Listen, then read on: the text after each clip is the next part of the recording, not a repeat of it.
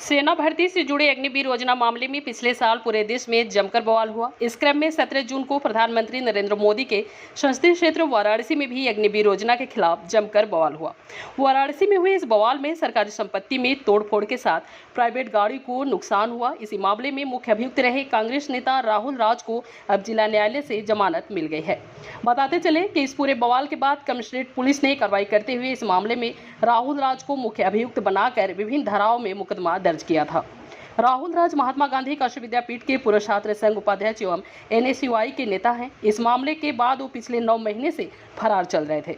बता दें कि वाराणसी जिले के 3 थानों में राहुल राज के खिलाफ सरकारी संपत्ति को नुकसान पहुंचाने, तोड़फोड़ करने, शांति व्यवस्था भंग करने के अलावा कई धाराओं में मुकदमा दर्ज किया गया था।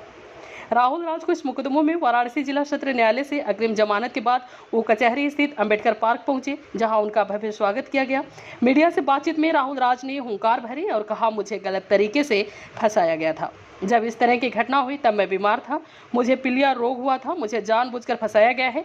इसके साथ ही उन्होंने यह भी कहा कि मैं हमेशा अग्निवीरों के साथ हूँ, मैं उनके हर संघर्ष में उनका साथ दूंगा। योजना के खिलाफ जो हिंसात्मक प्रदर्शन हुए थे उसमें मुझे फर्जी तरीके से मुख्य अभियुक्त बनाया गया था क्या हूँ, इसलिए आज आप सभी के बीच में मौजूद हूँ। कहाँ पे आप अभी? जी, मैं साल भर से बाहर था प्रदेश के और अग्रिम जमानत मेरी लगी हुई थी और अग्रिम जमानत पर मैं आज आपके बीच में। सर, एक बार अपना परिचय बता दें। जी, मैं राहुल राज हूँ वाराणसी से। राहुल राज जी, आज प्रेस कॉन्फ्रेंस कर रहे हैं, क्यों कर रहे हैं? जी, प्रेस कॉन्फ्रेंस करने का संदर्भ ये है कि साल भर पहले अग्निवीर योजना का विरोध प्रदर्शन हुआ था पूरे उत्तर प्रदेश में, और जिसमें वाराणसी सहित पूर्वांचल में भी विरोध प्रदर्शन, आक्रोश हुआ था छात्रों द्वारा, अभ्यर्थियों द्वारा। तो उसमें मुझे फर्जी तरीके से फंसाया गया था और मेरे ऊपर दर्जनों मुकदमे लादे गए थे। और जबकि मेरा इस अग्निवीर योजना से कोई विरोध नहीं था, उसके बावजूद लोगों ने मुझे टारगेट किया और गलत तरीके से मेरे ऊपर फर्जी मुकदमे लगाए। जबकि मैं अपने मौलिक अधिकार और मौलिक कर्तव्य को जानता हूं, क्योंकि हिंसा करना, जबकि हमारा मौलिक कर्तव्य कहता है संविधान का 9वां पॉइंट कि इस देश में जितनी भी सरकारी संपत्ति है उसको क्षति ना पहुंचाना एवं हिंसा से बचना। तो ये मेरा मौलिक कर्तव्य है। मैं मौलिक कर्तव्य को अच्छे तरीके से जानता हूं और मौलिक अधिकार को भी जानता हूं। 19A कहता है कि आज जो अभिव्यक्ति की आज़ादी है, जो मुझे बोलने की स्वतंत्रता है, जो मैं आज बोल रहा हूं आपके बीच में, तो मैं अपने संविधान को भली भांति जानता हूं। इसलिए मैं कभी भी हिंसा का साथ नहीं देना चाहता। इसलिए मुझे इन लोगों ने इसलिए फंसाया क्योंकि मैं एक वंचित परिवार से आता हूं, दलित समाज का नौजवान हूं और राजनीति में बढ़ चढ़ के भागीदारी लेता हूं।